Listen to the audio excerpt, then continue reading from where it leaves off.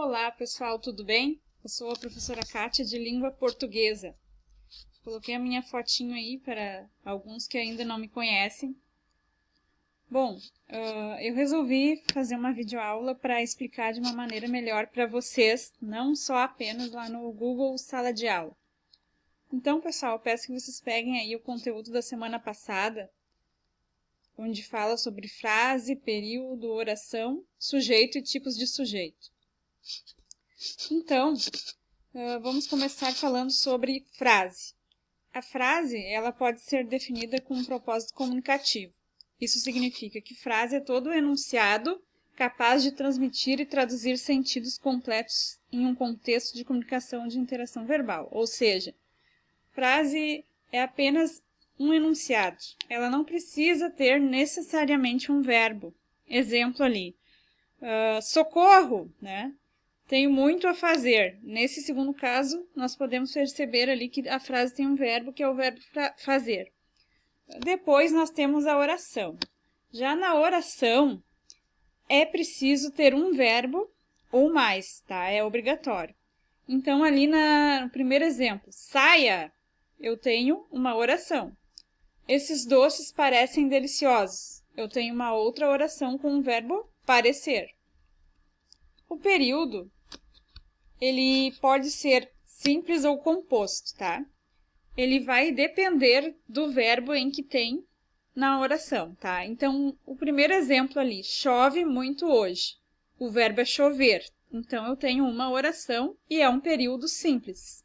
No segundo caso, acordei cedo, mas me atrasei. Nós podemos perceber ali que nós temos duas orações. Acordei cedo é a minha primeira oração e o verbo acordar, mas me atrasei, eu tenho uma segunda oração com o verbo atrasar, tá? Então, nesse caso aqui, nós temos um período composto com dois verbos, ou seja, uma primeira oração e uma segunda oração.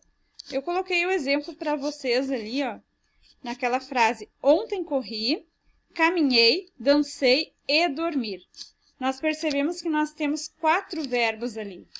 O verbo correr, caminhar, dançar e dormir. Então, logo, nós temos 4 orações. Bom, nós vamos falar um pouquinho agora de sujeito. Sujeito é o ser o qual declara alguma coisa ou aquele que pratica ação. Então, ali eu coloquei uma charge para descontrair um pouquinho, né? Falando ali um pouquinho, o professor falando sobre eleição, né? O eleitor confia na honestidade dos políticos. E a professora pergunta quem é o sujeito da oração e o aluno só pode ser um idiota. Então, só para brincar um pouquinho. Então, a observação. Para sabermos quem é o sujeito de uma frase, fazemos a seguinte pergunta para o verbo. Então, eu coloquei essa observação porque aqui fica bem fácil de definir qual é o sujeito quando se faz a pergunta para o verbo. Quem é que faz tal coisa, tá? Fazendo a pergunta para o verbo. Exemplo, ele comprou flores para sua mãe ontem. Eu vou fazer a pergunta para o verbo. Quem é que comprou flores para sua mãe ontem? E eu vou ter a resposta, ele. Ele é sujeito simples, tá? Porque eu tenho só um sujeito ali. Chegaram tarde do cinema as amigas da faculdade. Quem é que chegaram tarde do cinema?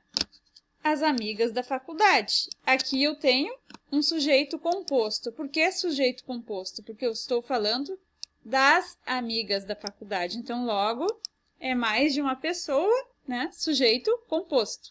Tipos de sujeito. O sujeito simples, ele tem apenas um núcleo, tá? Rui chegou cedo. Quem é que chegou cedo?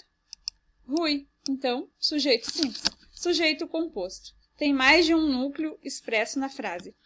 Rui e Carla chegaram. Quem é que chegaram? Rui e Carla. Então, eu tenho sujeito composto. Coloquei uma observação aqui. Sujeito composto, quando ele for uma oração oracional, exigirá sempre o verbo no singular. Então, nesse exemplo aqui, ó, trair e coçar é só começar. Vocês podem observar que o verbo ser, o verbo no caso, ficou no singular. Eu não posso levar para o plural. O sujeito desinencial, oculto ou elíptico é aquele em que existe um sujeito ali, só que ele não está aparecendo, tá? Percorremos Canoas. Vamos fazer a pergunta. Quem percorreu Canoas? Percorremos Canoas. Mas aí nós vamos observar que o verbo tem esta terminação, emos. Então, quando nós temos essa terminação, nós estamos falando de nós, porque o verbo está no plural. Então, nós percorremos Canoas. Eu poderia, por exemplo, colocar aqui o meu sujeito nós.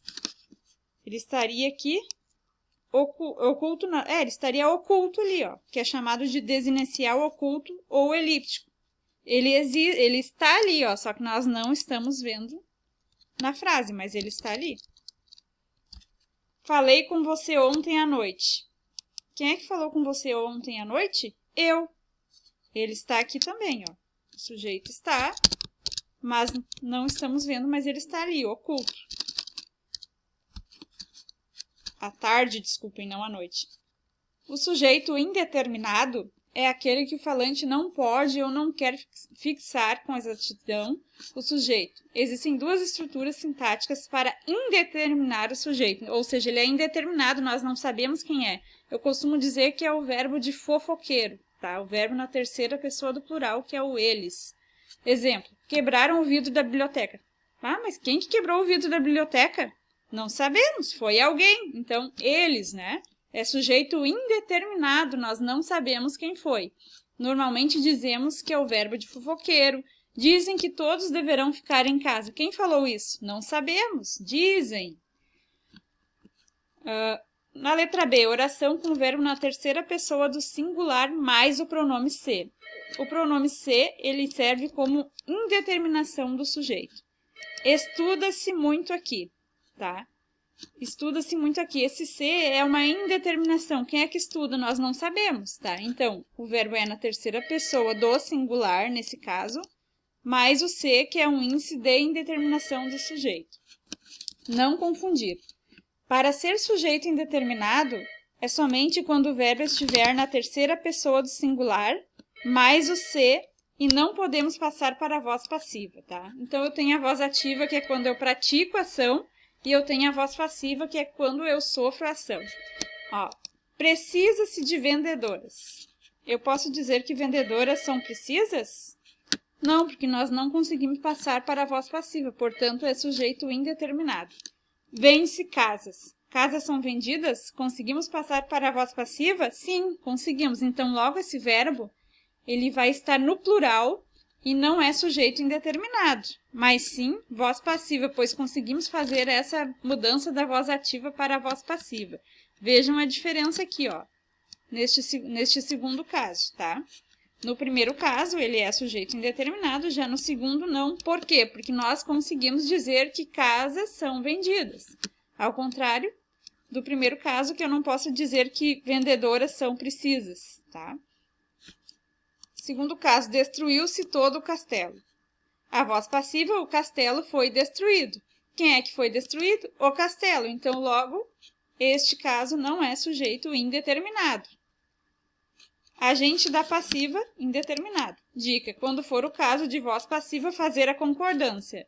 Então, vende-se jornal. Jornais são vendidos. Então, eu digo, vende-se jornal. Jornal é vendido. Vende-se jornais. Jornais são vendidos. Ok? Oração sem sujeito.